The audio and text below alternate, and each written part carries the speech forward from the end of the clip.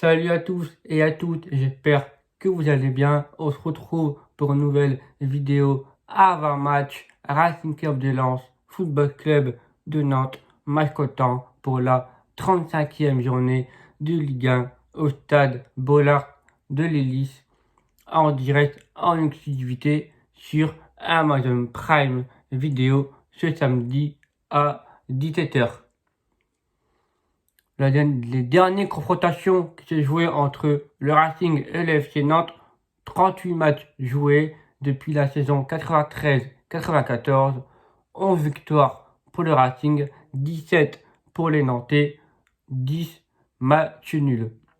La précédente match qui s'est joué entre le FC Nantes et le Racing s'était imposé à Nantes à la Beaujoire le 10 décembre, où le Racing s'était mené 2-0 à la mi-temps et se fait revenir à la seconde mi-temps, 3-2 pour les Nantais. Le FC Nantes, lors de la 34e journée de Ligue 1, recevait les Girondins de Bordeaux pour un derby atlantique et les Nantais se sont imposés sur le score de 5-3. Et nous, Racing, nous sommes déplacés au Parc des Princes sur le score de 1 but partout. Nantes, sur ce championnat, 10e, 50 points, 14 victoires, 8 nuls, 12 défaites, 48 buts marqués, 41 buts encaissés. Le meilleur buteur côté nantais, Randal Colomani, auteur de 12 buts. Et le meilleur passeur décisif, Moses Simon, auteur de 8 passes décisives. Et faut pas oublier que les Nantais ont une finale la semaine prochaine à jouer au Stade de France contre l'OGC Nice pour un match qui comptera pour le gagnant, ou alors l'OGC Nice en cas de victoire repartiront pour une qualification et laisseront à la 6e place une qualificative directement à la Conference League. Et le 6e se qualifie et le 6e, je crois, qu'il jouera des barrages, et le 5e est directement qualifié. Et sinon, Nantes pourra jouer sa survie puisqu'ils sont 10e avec 50 points à 4 points du Racing. L'arbitre de cette rencontre, Thomas Léonard. Les absents, on va commencer par les Nantais. Alors, ils ont beaucoup d'absents. Les suspendus d'abord, avec Ludovic Blas, André Girotto et Fabio. Et les blessés, il y en a 2, Nicolas Palois et Charles Traoré, puis Pereira de Sa. Et incertitude de Pablo Chirivella. Donc, ils ont beaucoup d'absents côté nantais. Et nous, côté Racing, on a le retour de Patrick Berg, de Medina. Mais Medina, c'est en attente de médicaux demain. Mais apparemment, Franck Hez, en conférence de presse, a annoncé qu'il a fait toute la semaine et que ça s'est très bien passé. Mais il faudra une vérification demain lors d'une dernière séance. Et puis, suspension de Kevin Danso lors de son rouge contre Paris la semaine dernière. Du coup, il est suspendu un match et il fera ce retour lors du déplacement à Reims. Et en incertitude autour de Calimendo, blessure aux adducteurs. Donc, ils feront une vérification demain pour savoir oui ou non Cali sera dans le groupe ou pas. Nantes, c'est une très très bonne équipe. Beaucoup de talents offensifs.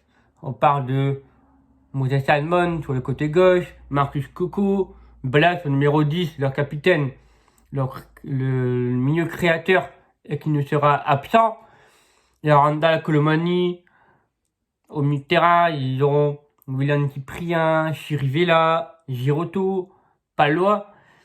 Ils ont beaucoup d'absents côté nantais. Ils ont un excellent gardien, un excellent mur, Alban Lafont. Alors, quand je vois les absents et que je regarde les titulaires, il y a Ludovic Blas, il y a Girotto, il y a Palois, Fabio aussi, que je mets quand même, et Chirivella. il en a fait 5. C'est surtout un créateur et surtout défensivement. Je vais pas trop m'enflammer dessus, mais quand je vois nous côté Racing, quand on regarde nos résultats qu'on fait actuellement, je pense que le Racing contre le Nantais, normalement le Racing est favori. Si on regarde la cote du Racing sur Winamax, elle est à 1,63 et côté Nantais, elle est à 1,5. Ma copo que j'aimerais bien voir de la part de Franck Hez pour ce samedi. Malheureusement, samedi, je ne serai pas au stade. Ce sera le seul match du Racing que je manquerai de la saison en Ligue 1. Du coup, ça sera mes parents qui seront au stade. Dans les buts, Jean-Louis Lequin, pas de doute, celui de sa part. Et d'ailleurs, il est au club jusque la saison prochaine, jusqu'en 2023, confirmé par son agent. Non, il n'est pas jusqu'en 2022, mais Jean-Louis Lequin est sous contrat jusqu'en juin 2023, jusque la saison prochaine. Voilà.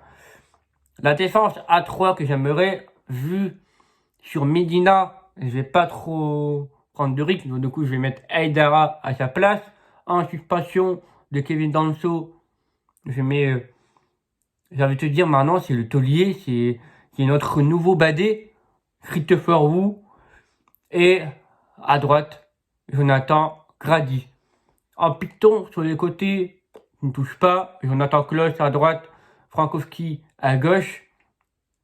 Au milieu de terrain, en position numéro 6, Chad Doucouré en numéro 8, Seko Fofana. Dans le numéro 10, j'aurais bien pu mettre Gaël Kakuta, mais je laisse encore la confiance, toujours, Pereira da Costa, notre pépite, notre petit prince.